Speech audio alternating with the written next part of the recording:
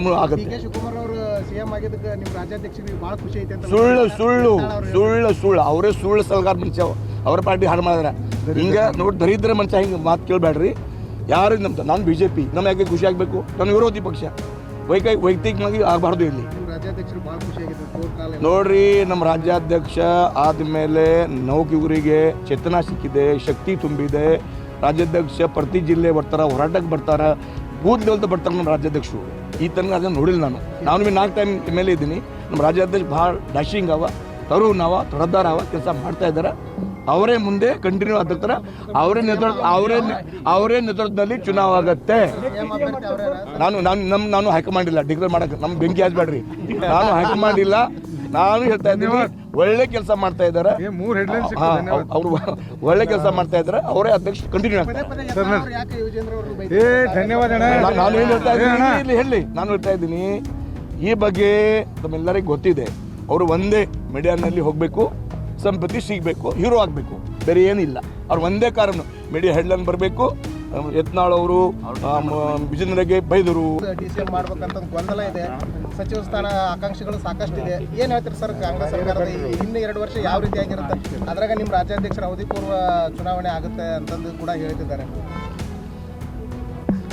ಒಂದು ಮಾತು ಸ್ಪಷ್ಟ ಹೇಳ್ತೀನಿ, 3 ವರ್ಷದಿಂದ ಕಾಂಗ್ರೆಸ್ ಸರ್ಕಾರ ರಾಜ್ಯದಲ್ಲಿ ಯಾವ ಥರ ಅಭಿವೃದ್ಧಿಗೆ ಬ್ರೇಕ್ ಹಾಕ್ಯಾರ, ಯಾವ ಥರ ಜನರಿಗೆ ಮೋಸ ಮಾಡ್ಯಾರ, ಯಾವ ಥರ ಜನರಿಗೆ ಧೋಕಾ ಮಾಡ್ಯಾರ, ತಾವೆಲ್ಲ ಸಾಕ್ಷಿ ಇದ್ದೀರಿ. 3 ವರ್ಷದಿಂದ ಎಲ್ಲ ಒಂದು ಭೀ ಅಭಿವೃದ್ಧಿ ಆಗ್ತಾಯಿಲ್ಲ. ಅಭಿವೃದ್ಧಿ ಬೇರೆ, ನನ್ನ ಎಂಪ್ಲಾಯೀಸ್ಗೆ ಸ್ಯಾಲರಿ ಆಗ್ತಾಯಿಲ್ಲ. ಇಂಥ ಕಠಿಣ ಪರಿಸ್ಥಿತಿನಲ್ಲಿ ಕಾಂಗ್ರೆಸ್ ಅವರು CM ಚೇಂಜ್ ಮಾಡ್ಯಾರ. ಅವರು DK ಅವರು 3 ವರ್ಷದಿಂದ ನಾವು CM ಆಗ್ತೀನಿ ಅವರು CM ಆಗ್ತಾಯಿದ್ದಾರೆ. ಆಗಲಿ, ನಮ್ಮದೇನು ಅವರು ವಿರೋಧ ಇಲ್ಲ. ಬಟ್ ಯಾವ ಥರ ನಮ್ಮ ಸಿದ್ದರಾಮಯ್ಯ ಅವರು 78 ವರ್ಷ ಮುಂಚೆ ಅವರು 2 ಟೈಮ್ CM, ಅವ್ರಿಗೆ ಅನ್ಯಾಯ ಆಗಬಾರ್ದು. ಎಲ್ಲ ಥರ ನೋಡಿರಿ, CM ಆದಮೇಲೆ ಏನೇನು ವಿರೋಧ ಬರುತ್ತೆ ಅಲ್ಲ ನೋಡಿರಿ. ಈ ಥರ ಸಿದ್ದರಾಮಯ್ಯಗೆ ಕೆಳಗೆ ಇರಬಾರ್ದಿತ್ತು.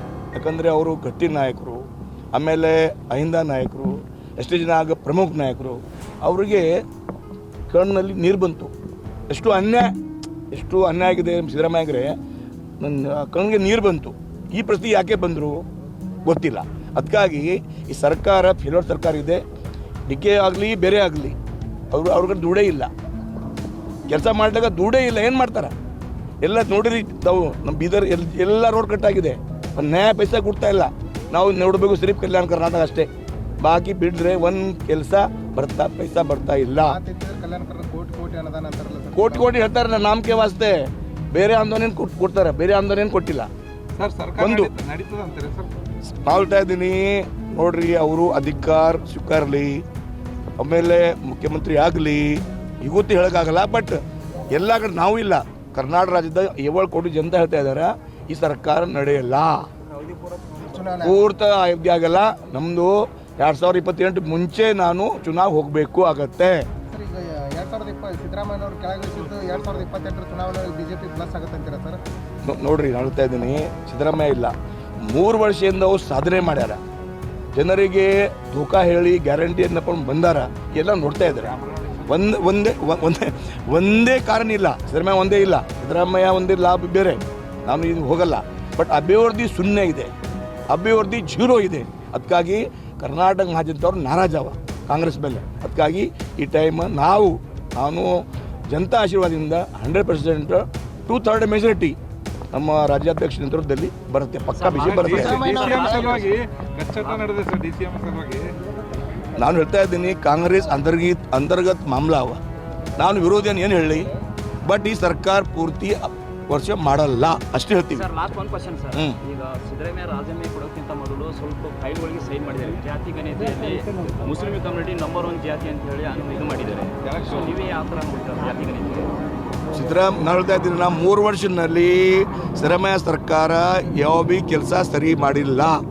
ಆಮೇಲೆ ಮುಸ್ಲಿಂ ಸಮಾಜಕ್ಕೆ ಖುಷ್ ಮಾಡ್ಲಾಕ ಹಿಂದೂಗೆ ಅನ್ಯಾಯ ಮಾಡಿದ್ದಾರೆ. ನಾನು ಹೇಳ್ತಾ ಇದ್ದೀನಿ, ಕಾಂಗ್ರೆಸ್ ಸರ್ಕಾರ ಹಿಂದೂ ವಿರೋಧಿ ಸರ್ಕಾರ, ಗೋ ಹತ್ಯಾ ವಿರೋಧಿ ಸರ್ಕಾರ, ಗೋ ಮಾತಾ ವಿರೋಧಿ ಸರ್ಕಾರ. ಅರ್ಧ ತಗೊಡಿಲ್ಲ ಹಿಂದೂ ಯಾಕೆ ತಗೊಡಿಲ್ಲ ಎಲ್ಲ ತಗೊಡ್ಬೇಕು ನಾ ತಾರತಮ್ಯ ಮಾಡ್ತೀರಿ ಒಂದರಿಗೆ ಹೋಳಿಗೆ ಒಂದರ ರೋಟಿ ಕೊಡ್ತೀರಿ ಅದಕ್ಕಾಗಿ ಜನ ನೋಡ್ತಾ ಇದ್ದಾರೆ ಗಮನಿಸ್ತಾ ಇದ್ದಾರೆ 100% ಸರ್ಕಾರ ಈ ಸರ್ಕಾರ ನಡೆಯಲ್ಲ.